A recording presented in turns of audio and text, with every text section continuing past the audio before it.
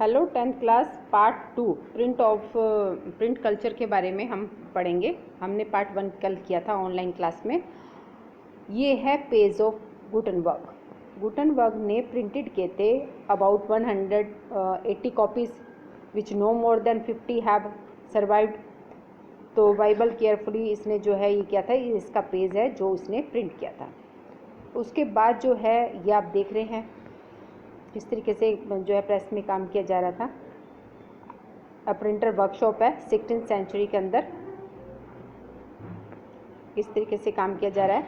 अब हम बात करेंगे print revolution and its impact, जो प्रिंट क्रांति हुई और उसके क्या प्रभाव हुए।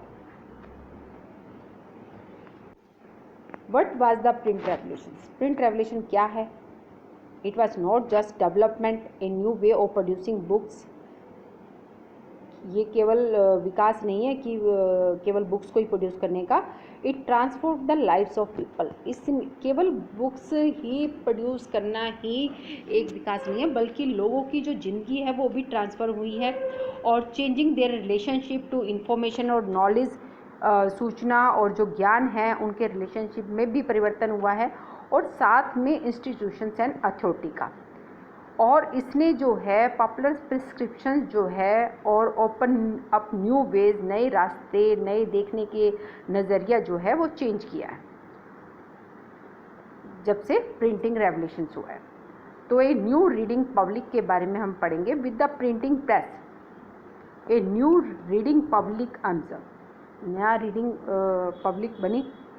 लोग बाग पढ़ने के बहुत उत्सुक थे, उनकी इच्छा जागृत होती थी कि हम नई अलग अलग किताबें पढ़ें। प्रिंटिंग ने रिड्यूस की थी कॉस्ट ऑफ बुक। जो हैंड मेड बुक्स बनाई जाती थी, मैन्युस्क्रिप्ट की जाती थी, वो कॉस्टली होती थी, परंतु प्रेस आने के बाद जो है इसकी कॉस्ट में काफ़ी फ़र्क पड़ा।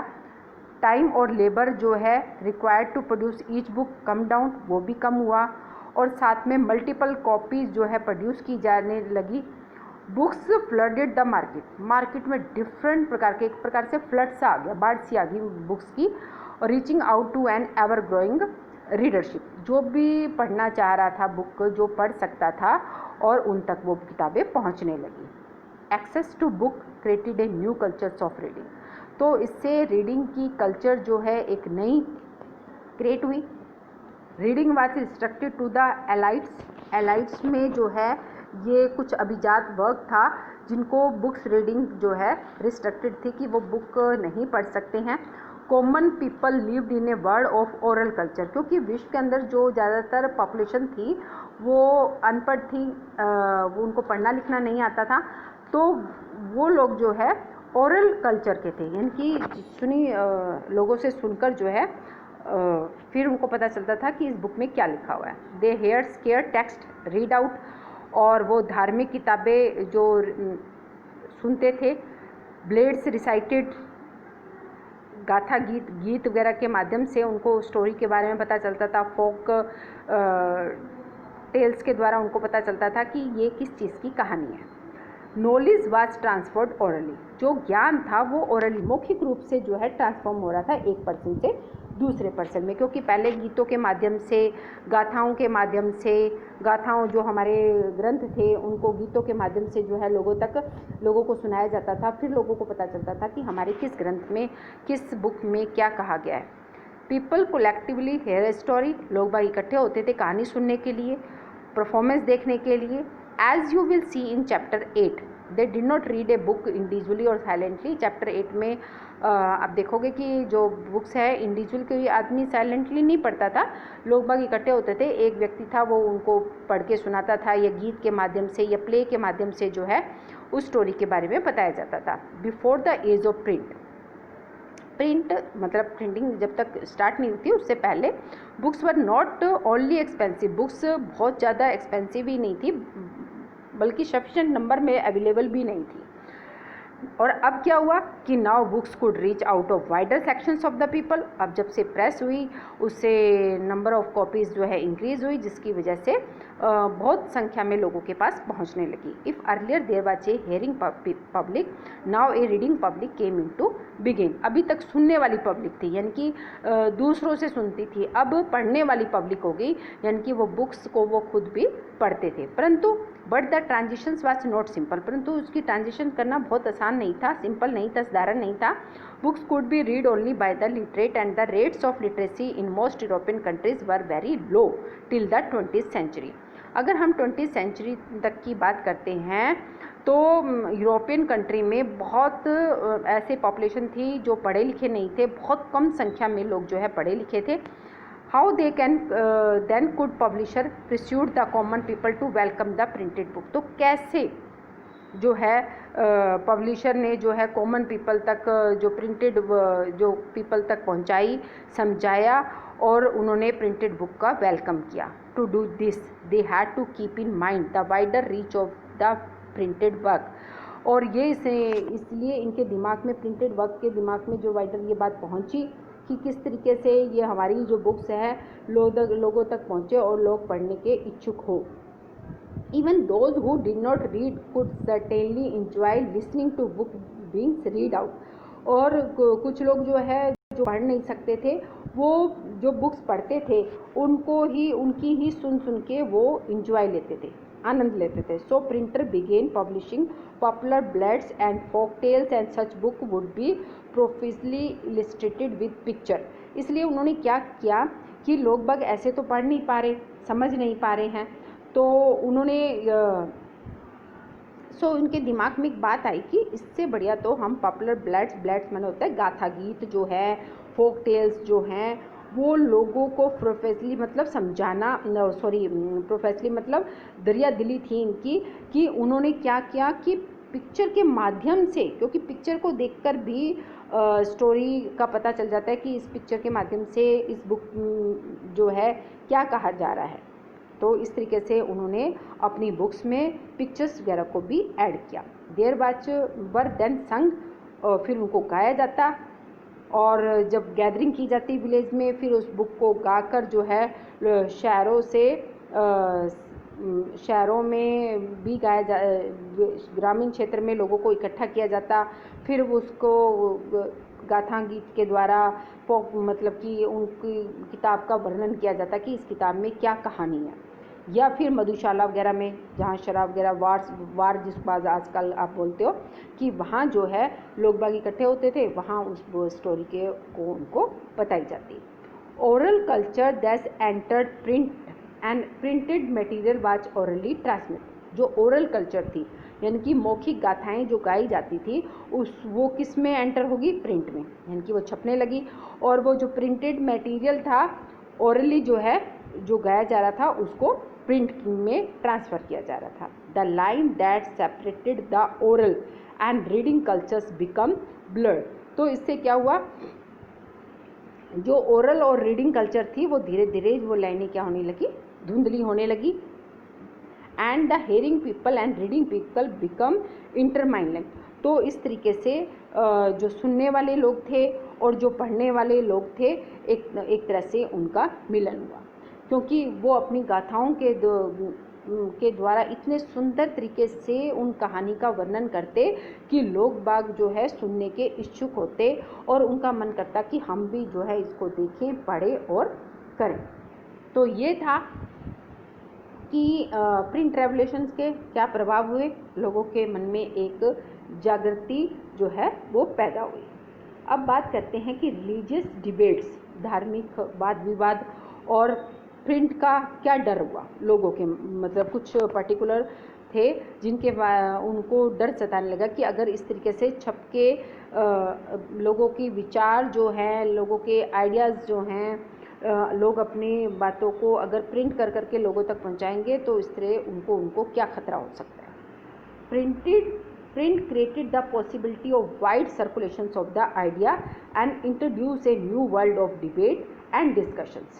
क्योंकि प्रिंट ने पॉसिबल कर दिया था, संभव कर दिया था आइडिया का सर्कुलेशंस, एक चक्र सा बन गया था। लोगों के विचार जो मन में थे वो उनको प्रिंट करवाते, पब्लिश करवाते, और एक तरह से इंट्रोड्यूस क्या हो गई थी, वाद विवाद, डिस्कशंस लोगों के बीच में, क्योंकि कुछ ऐसे टॉपिक भी प्रिंट होते थे जिसको सुनने के बाद लोगों के बीच में वाद विवाद होता था, डिबेट्स होती थी, डिस्कशन होती थी कि कहाँ तक पहुँचा जाए। Even those who disagreed with establish authorities could now print and circulate their idea. जो एग्रीड नहीं थे अथॉरिटीज़, एस्टैब्लिश अथॉरिटीज़ थी, वो भी अब जो है प्रिंट और सर्कुलेट देयर आइडिया, अपने आइडिया को सर्कुलेट करने लगे, प्रिंट करवाने लगे। और प्रिंटेड मैसेज जो है they could persuade people to think differently and move them to action. क्योंकि क्या होता है कि हम जब कुछ नया पढ़ते हैं, कुछ विचारों को सुनते हैं और उसको ध्यान से जब करते हैं तो उसके प्रति लोगों के विचार जो है, थिंकिंग चेंज होती है और एकदम एक्शन आता है। जैसे हम न्यूज़पेपर में कोई भी न्यूज़ पढ़ते हैं तो हमारे एकदम दिमाग में आता है कि ये क्या क्या हुआ। जैसे अभी चीन में और ने जो है हमारे बॉर्डर पे पहुंच के 20 व्यक्तियों को मार दिया, ये प्रिंट हुई न्यूज़ आपने देखी, तो आपके मन में एकदम एक्शन सा आया कि भी हमें भी कुछ करना चाहिए। तो लोगों ने जो है चाइनीज़ चीज़ का बहिष्कार करना शुरू कर दिया। तो एक क्रांति जो है ना, लोगों की सोचने का जो तरीका होता है वो एकदम बदल जाता है। This had significance in different spheres of life, और ये हमारी ज़िंदगी को अलग अलग तरीक़ों से प्रभावित भी करती है। Not everyone welcome the print book, not everyone स्वागत किया बुक का, and those who did also had fair about it, और कुछ ऐसे भी थे जिनके मन में डर उत्पन्न हो गया कि भाई ये क्या हुआ, इससे तो लोगों में ज़्यादा जागृति फैल जाएगी। Many were apprehensive of the effect that the easier access to the printed world and the wide circulation of book would have on people's mind.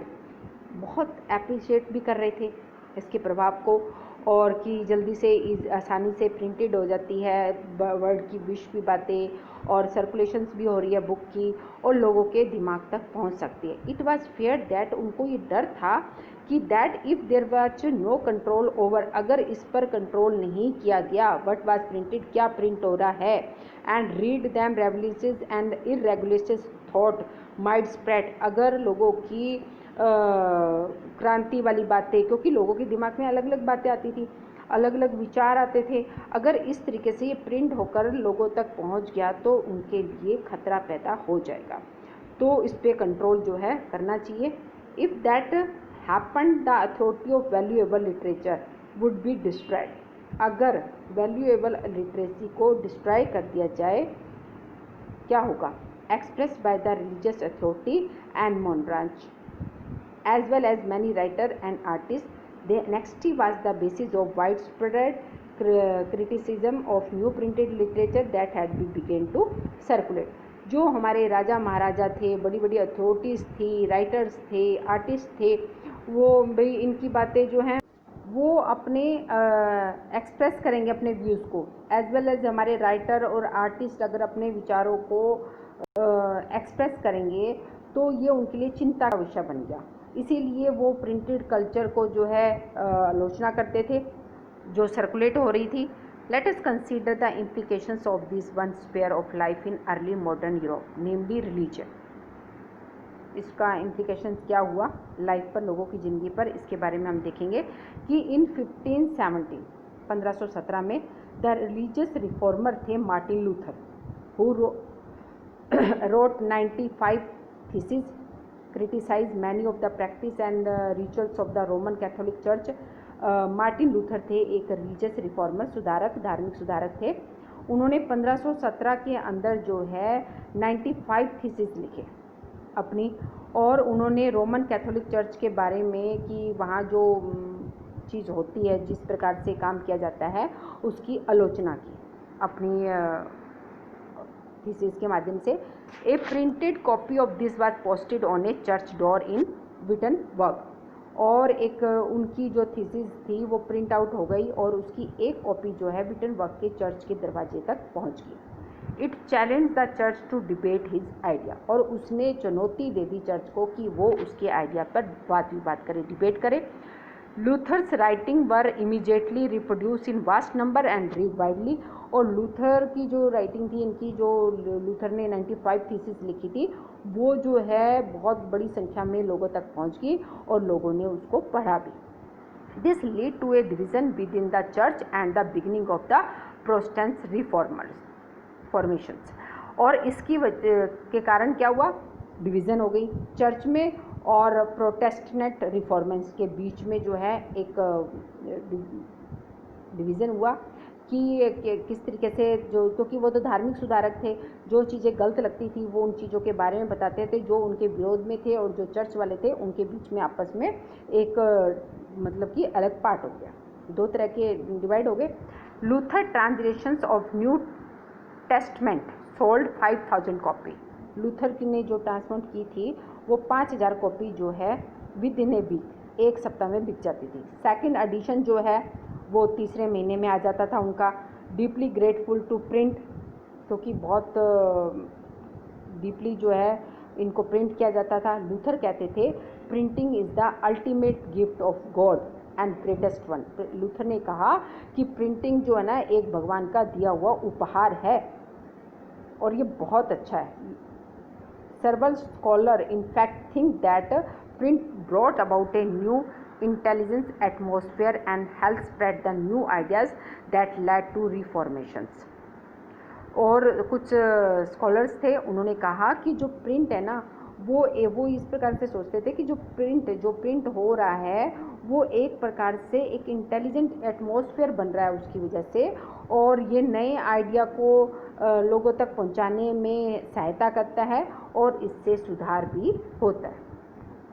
तो ये थे लूथर, जिनकी वजह से जो है एक डिवीज़न बनी चर्च और प्रोटेस्टेंट रिफॉर्मेशंस के बीच में। 1517 के अंदर उन्होंने 95 थीसिस लिखे, जिसमें उन्होंने रोमन कैथोलिक चर्च की आलोचनाएं की और अपनी एक कॉपी जो है वहाँ तक चर्च तक पहुँचा भी दी और उनको चुनौती दी कि आप मुझसे वाद विवाद करें। तो ये थे कि प्रिंट कल्चर से जहाँ लोग काफ़ी खुश थे, वहाँ कुछ लोगों के लिए ये चिंता का विषय भी बन चुका था। तो आज का हमारा पार्ट 2 में यही है। आप इसको पहले पार्ट 1 पार्ट 2 को ध्यान से सुने और इससे रिलेटेड नोट्स अपने रजिस्टर में नोट करें, और 1 वर्ड्स के जो क्वेश्चन अराइज हो रहे हैं उनको भी आप अपने रजिस्टर में नोट करें।